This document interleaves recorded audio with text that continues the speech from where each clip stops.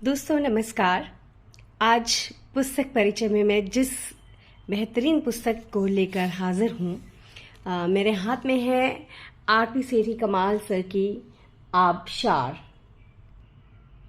ये एक बेहतरीन गज़ल और नज़्म संग्रह है और इतनी अजीम शख्सियत की ये पुस्तक है, इस पर कहने का वैसे मुझे कोई हक नहीं, लेकिन एक पाठक के तौर पर इस पुस्तक के बारे में आपसे अपने विचार साझा करना चाहती हूँ। बहुत ही खूबसूरत पुस्तक है और जैसा कि नाम है आबशार, तो वाकई इसमें ख्यालों, नज़्मों, गज़लों का आबशार कह सकते हैं इस पुस्तक को। जो जिस तरह से भाव इस पुस्तक में बहते हैं वो बिल्कुल एक आबशार की तरह हैं और इसे पढ़ते हुए आप उन शब्दों की, उन अल्फाज की कलकल ध्वनि को सुन सकते हैं। ऐसी रवानी है इनकी गज़लों और नज़्मों में।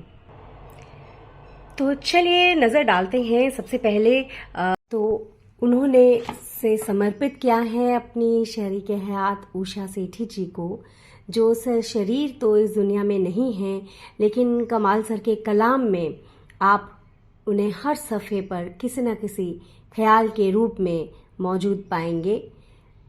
खिराज़े अकीदत देते हुए वो कहते हैं, मोहब्बत के किस्से अधूरे रहेंगे अगर तेरी मेरी कहानी न होगी।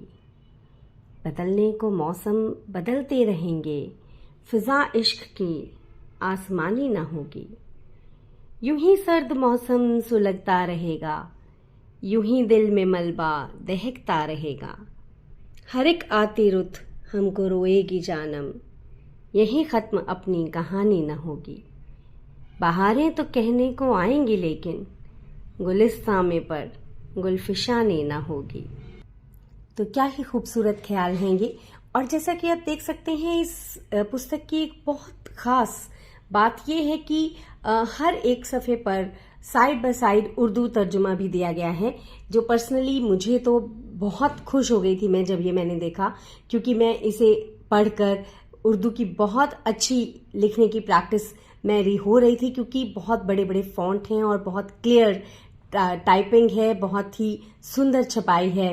तो ये भी एक पुस्तक की खास बात है जिस पर मैं आप सबका ध्यान दिलाना चाहूँगी।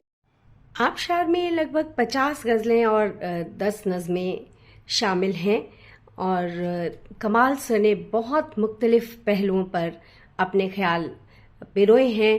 तो मैं चाहती हूँ कि उनके ख्यालों के वसी दायरे का कुछ नमूना आप सबके सामने रखूं। धूप आंगन में उतर आए ये गनीमत समझो, धूप आंगन में उतर आए ये गनीमत समझो, उसको दीवारों के जंगल ये निगल जाएंगे।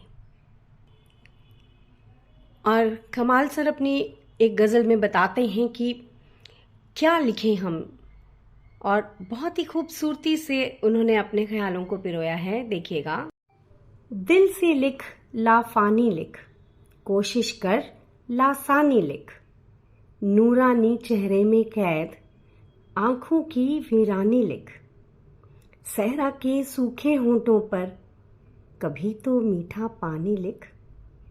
और शेर देखिएगा, फटी चुनरिया की किस्मत में, फटी चुनरिया की किस्मत में एक बेदाग कहानी लिख, चिड़िया उड़ने को बेकल है, फलक पे दाना पानी लिख। और इस शेर में वो कितनी खूबसूरती से अंग्रेजी के अल्फाज इस्तेमाल कर रहे हैं। गुर्बत के मैले कपड़ों पर, गुर्बत के मैले कपड़ों पर मेड बाय अरमानी लिख। क्या कहने। और मैं उनकी इस बात से बिल्कुल इत्तेफाक रखती हूँ जब वो कहते हैं कि वो होंगे और जिनकी शायरी है बेवजह बेदम, वो होंगे और जिनकी शायरी है बेवजह बेदम, मेरे शेरों में जो होगा सलीके से बयां होगा। ऐसा कुछ जिक्र उन्होंने अपनी बात कहते हुए भी किया है कि उनके अनुसार बेसबब शायरी करने से बड़ा गुनाह कोई नहीं है। तंजिया मिजाज का एक ये बेहतरीन शेर देखिए, मैंने जो कहा गुर्बत का कोई तो हल लिख दे, मैंने जो कहा गुर्बत का कोई तो हल लिख दे, वो बोले घर पे अपने तू ताज महल लिख दे।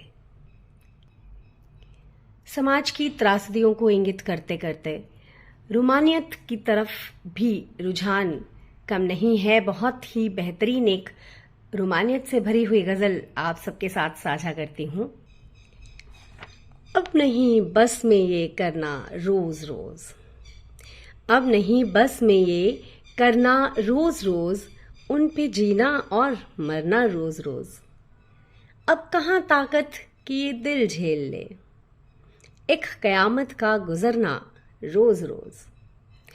और शेर देखिएगा, रात सपनों के महल तामीर कर, रात सपनों के महल तामीर कर, दिन में तिनकों सा बिखरना रोज रोज। तो रूमानियत के भी बहुत मुख्तलिफ पहलू एक ही गज़ल में भर दिए गए हैं। जीने मरने का भरम देता था जो, जीने मरने का भरम देता था वो, मुस्कुराना और मुकरना रोज रोज। और उस गली में आते जाते यक बयक, वो ठिठकना और ठहरना रोज रोज। क्या ही कहने। अगर नज़मों की बात करूं तो गज़ल में क्योंकि हर शेर के बाद ख्याल कुछ बदलता है, तो है दोनों ही आबशार की मानिंद, लेकिन गज़लें जैसे कोई रुक रुक कर बहता हुआ झरना। लेकिन कमाल सर की कही हुई नज़में तो इस तरह से बहती चली जाती हैं कि आप उनके साथ अपने आप को बहता हुआ महसूस करते हैं। जिस समय मैंने भावांजलि के लिए कमाल सर की इंटरव्यू ली थी, उसमें भी एग्जैक्टली यही मेरे विचार मन से निकले थे जब मैंने उनको नज़्म कहते हुए सुना था। तो चलते हैं अब एक नज़र उनकी नज़्मों की ओर। उनकी पहली नज़्म उनकी शादी की 50वीं वर्षगांठ पर उन्होंने अपनी शरीके हयात के नाम की है, और उन्वान देखिए आधी सदी के बाद।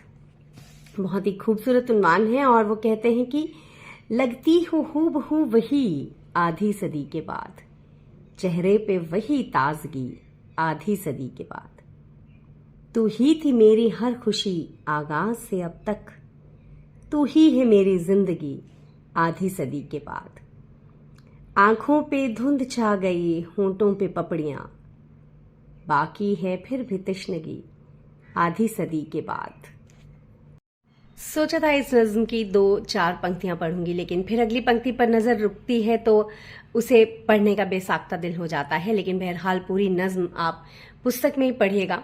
तो एक नज़्म और मैं साझा करना चाहती हूँ, हमारा गांव तुम्हारे शहर से अच्छा है।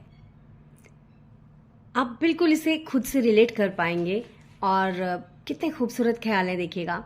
सभी के हिस्से वहां धूप छांव आते हैं, फूल तो फूल वहाँ कांटे भी मुस्कुराते हैं। वहाँ जवानियाँ लेती हैं खुल के अंगड़ाई, वहाँ अमराइयों में महकती है पुरवाई। वहाँ पर्दों में मोहब्बत जवान होती है, हवा की ओढ़नी में मेहरबान होती है। वहाँ लताफतों का लेन देन होता है, तुम्हारे शहर में ऐसा कभी नहीं होता। हमारा गांव तुम्हारे शहर से अच्छा है।